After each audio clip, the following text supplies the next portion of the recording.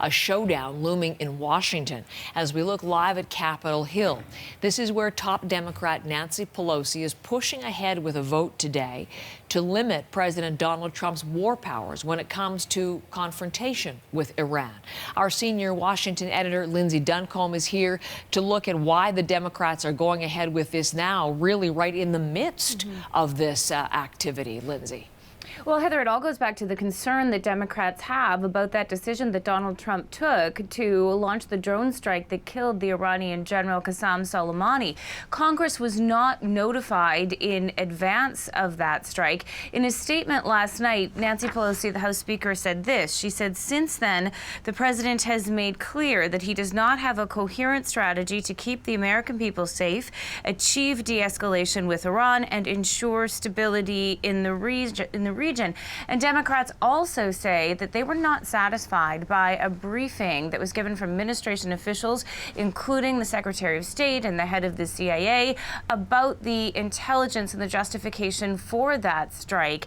They do not necessarily buy that this was in response to an imminent attack that Soleimani was planning. So that's the specific reasons. But there's a larger big picture here, Heather, and that is that the Congress has the power to declare war and to fund war, but going back to September 2001 and the attacks on September 11th, those powers have been ceded to the executive branch through several presidencies now, including George W. Bush, including Barack Obama.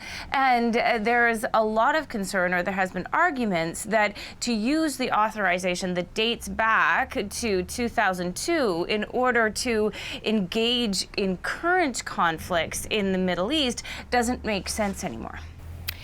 It is a bit of a perennial question that I have for you, or that certainly others have, Lindsay. With the partisan divide so strong as it is right now in Washington, will what the Democrats want to do to restrain Trump, will that pass?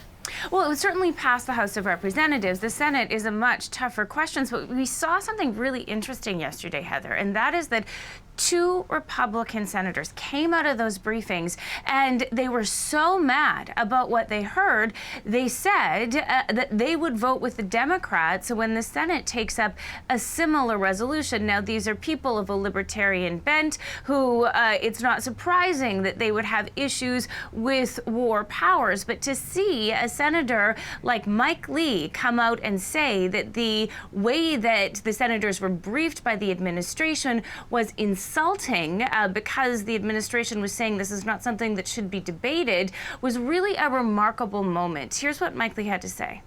What I found so distressing about that briefing was that one of the messages we received from the briefers was, do not debate, do not discuss the issue of the appropriateness of further military intervention against Iran.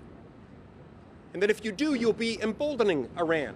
I find it insulting and I find it demeaning to the Constitution of the United States, to which we've all sworn an oath.